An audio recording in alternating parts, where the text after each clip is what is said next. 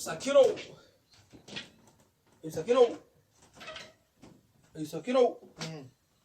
مساكينو اي موردي وصلت توا ابسوسه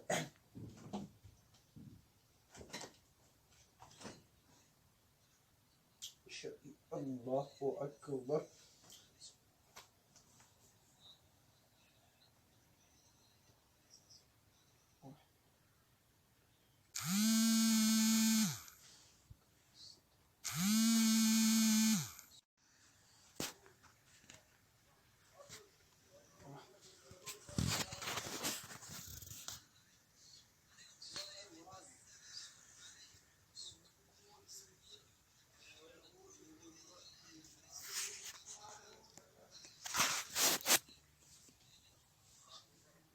الله أكبر سمع الله لمن حمده الله أكبر بحمده الله أكبر الله أكبر بحمده الله أكبر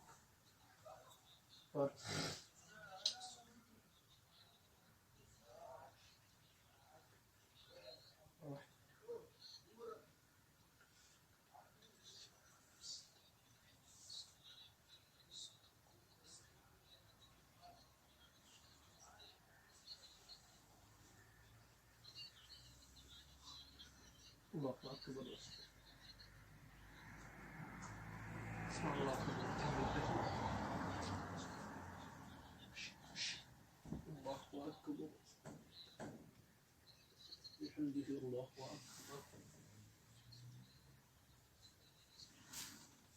الله أكبر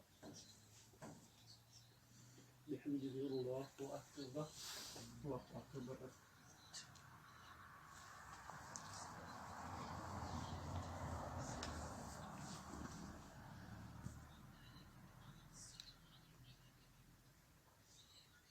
لا إله إلا الله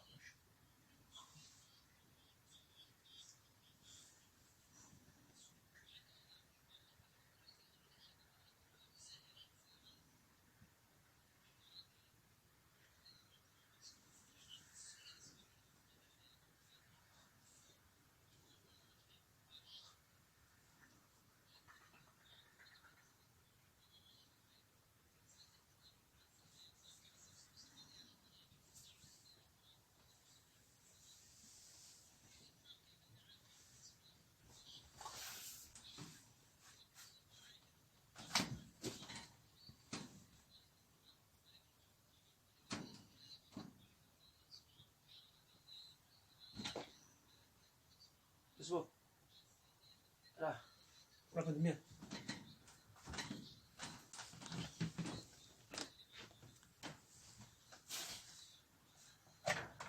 صحيح ده سكيب ايه يا خلاص انا ما كدمو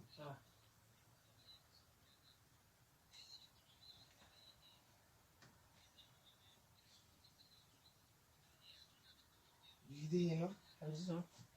واحدة ودي جديدة هذه سيجي في الزمن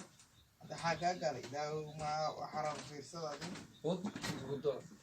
سيجي ساعة في الصلاة ما يسمونه قصيص بس هذا أي سؤال جن قوي كذا وتفوق أروح وتفوق وتفوق الأمور قصيص بس هذا لا دينه كل أمور وجه يبين أبور وما وانتي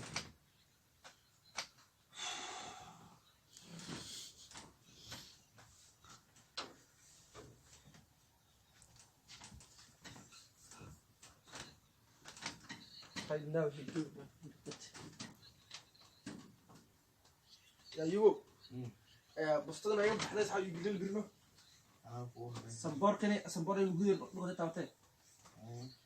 أنت صبار عمري همرت صبار كان سنين أنا عارف سايب زمان بس سر عارف يصير بس عارف سايب منه غير علاقة شيء ده ساكينه لحيت أنا ميليستا وي طاش هذا شيء